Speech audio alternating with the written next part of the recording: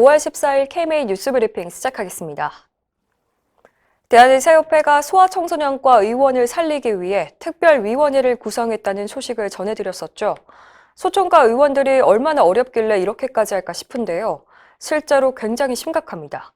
건강보험심사평가원에 따르면 작년 한 해 동안 폐업한 의원급 의료기관은 1,149곳, 전년도인 2019년 1,046곳보다 103곳 증가했습니다. 같은 기간 동안 개원은 46곳이 줄었습니다. 가장 눈에 띄는 건 소아청소년과입니다. 지난해 무려 154곳이 폐업했는데 개원은 103곳에 그쳤습니다. 이렇게 폐업이 개원보다 많은 역전 현상은 최근 5년 사이 처음 있는 일입니다. 소청과만큼은 아니지만 가정의학과와 이비인후과 의원도 코로나19 이후 폐업이 늘고 있습니다. 이필수 의협회장은 최근 건보공단 이사장을 만난 자리에서 일부 진료 과목은 지난해 폐업 숫자가 과거 20년간 평균치의 30배 가까이 치솟을 정도로 코로나19 피해가 심각하다며 의료기관의 폐업은 국민 건강과 보건에 중대한 위협 요소가 될 뿐 아니라 국가 경쟁력 저하로 이어진다고 지적했습니다. 전공의법 시행 이후 일선 전공의들이 수련 환경이 나아지고 있다는 걸 체감하고 있는 것으로 나타났습니다.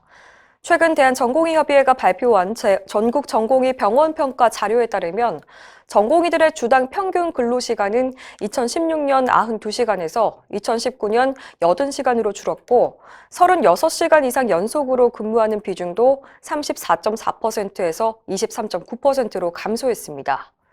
또 당직 근무 뒤 바로 다음 날 정규 근무에 투입되던 과거와 달리 2019년에는 절반 이상이 약 10시간의 휴식 시간을 보장받는 것으로 조사됐습니다.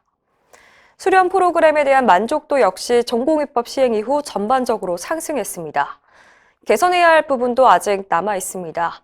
근로시간은 줄었지만 수련과 관계없는 소위 잡일이 차지하는 비중에는 변함이 없다는 호소가 여전하고 전공의 4명 중 1명꼴로 무면허 불법 보조 인력인 PA 때문에 교육의 기회를 박탈당했다고 느끼는 것으로 나타났습니다.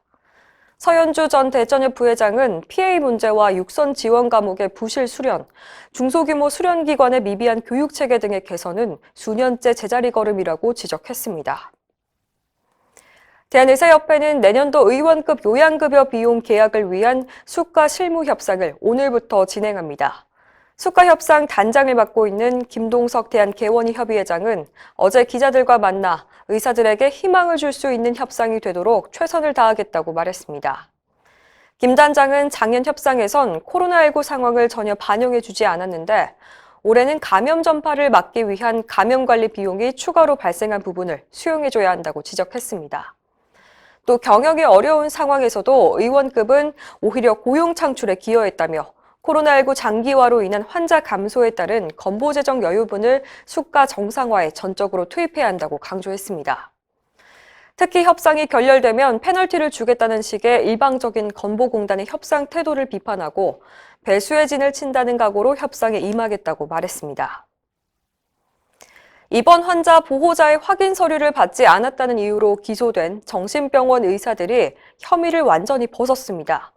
최근 대법원은 정신보건법 위반으로 기소된 모 정신병원 소속 정신건강의학과 전문의들에 대한 검찰의 상고를 기각하고 원심대로 무죄를 확정했습니다. 정신보건법에 따르면 정신질환자를 입원시키려면 정신건강의학과 전문의의 판단과 보호 의무자의 동의가 있어야 하고 반드시 이에 대한 확인 서류를 받아야 하는데요. 이 병원 전문의들이 서류를 받지 않아서 기소된 겁니다. 하지만 1심과 2심 그리고 대법원까지 모두 무죄를 선고했는데요. 서류 받는 업무는 전문의들이 할 일이 아니라는 이유에서입니다. 대법원은 전문의는 입원의 필요성 여부를 의학적으로 판단하는 역할을 할 뿐이라며 서류 수수 의무는 의료기관 대표에게 있다고 밝혔습니다. 코로나19 백신 1차 접종만으로도 사망 예방 효과가 100%를 나타냈다는 분석 결과가 나왔습니다.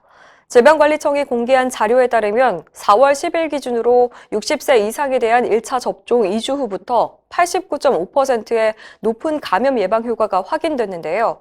특히 감염되더라도 치명률을 낮추는 사망 예방 효과는 100%를 보였습니다.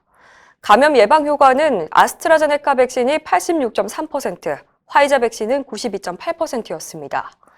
이상 반응 신고율은 0.2%로 확인됐는데요. 발열과 근육통 등의 일반적인 사례가 92%로 나타났습니다. 한편 어제 0시 기준으로 국내 누적 1차 접종자는 371만 1,023명, 전체 국민 대비 7.2%가 접종했습니다. 이상으로 뉴스 브리핑을 마칩니다. 자세한 사항은 의협신문을 참고하시길 바랍니다.